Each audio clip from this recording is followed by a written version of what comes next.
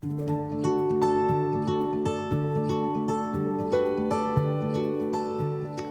everybody, Jim and Chris here with Southern Impression Homes.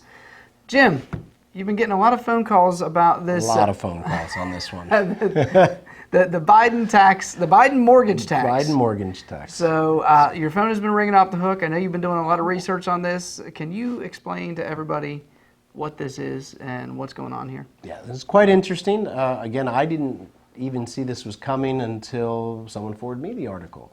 And basically, there's an attempt through government to subsidize people who have, worse credit and are putting less money down with people who have better credit and are putting more money down through the mortgage industry.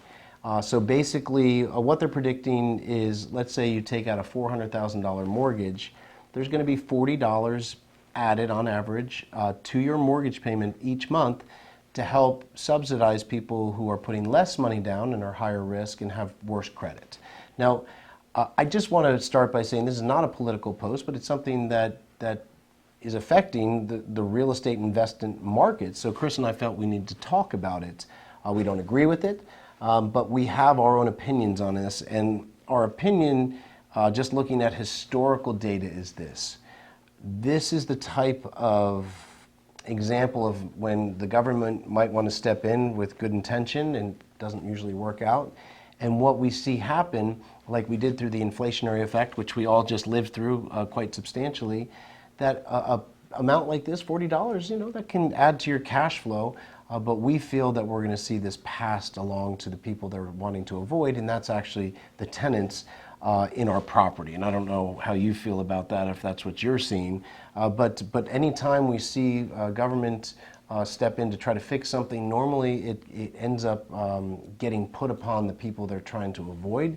So what we are seeing right now, or what we feel is going to happen with this, example, $40, or maybe if your mortgage is less or a little more, we feel that this cost is going to get passed down to the tenant. Whether that's fair or not, that's the way that we've seen things work out in other areas over the last few years. So we don't see this happening any differently with this. So we weren't excited about this news, but we are pretty confident of where this is going to be heading to, and that's unfortunately to the tenants. In fact, I wouldn't be surprised, Chris, in the next year we're like, wow, there was this extra $40 to $50 raise in rents in all of our markets.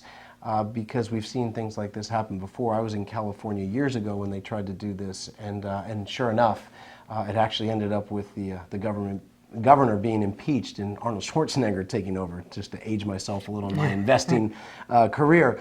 But anyway, I understand this was not something that everyone was happy to see.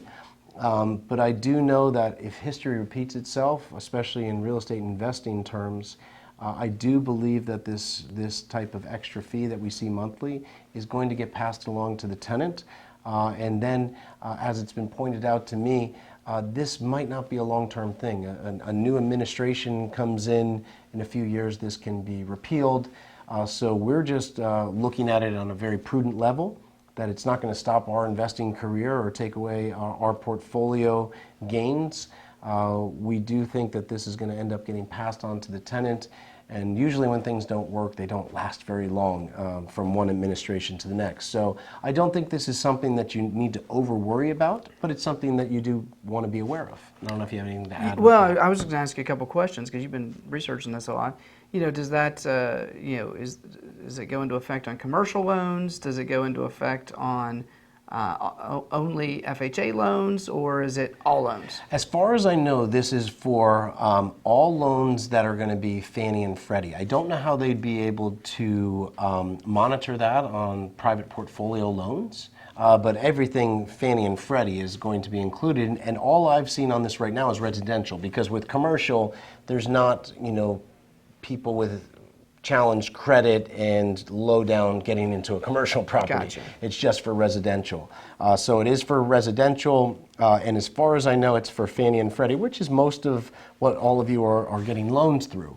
So it will be the majority, but just in residential. But are folks that are maybe using that, that local bank that it's actually setting it up as a commercial loan as opposed to a consumer loan, those folks may not be affected. It may not be affected. And we'll check with a few of our lenders, who some of you work with, that are non-QM, which means, they're outside the Fannie and Freddie guidelines, so they hold their own loans.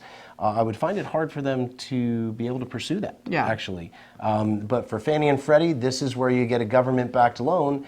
The government can make new rules. And obviously this isn't for past loans, although if you do refinance down the road, if this is still in, you will get hit with this. Not that I'm a fan of that. Right now, all of my loans, except for ones that I've done recently, but the ones from 5 years ago, they're locked in at 3.5%. So I don't think I'm going to refi those anytime soon. But if you do refinance, this could hit. If you have loans that you've already closed on and you're not going anywhere, don't worry about it. This will not even affect you. This is just for loans moving forward. I think this went into effect last Monday from the date that I'm filming this. So again, not the best news, not something that I would have personally lobbied for, obviously, but I do think that we do have to keep a certain calmness and know that if history repeats itself, something like this always gets passed down to the wrong person. Here I do think it's going to be the tenant. So I think we're going to be just fine, and I don't think it's going to slow us down at all, Chris. Well, we'll keep you guys posted. So obviously this is a topic that's top of mind here. So as Jim learns more or as this evolves, we'll get back to everybody. Yeah, we'll keep you posted, guys. That's what we're here for, and we appreciate the continued support in our Build to Rent projects, and we're going to look forward to working together more. So take care. Have a good one, guys.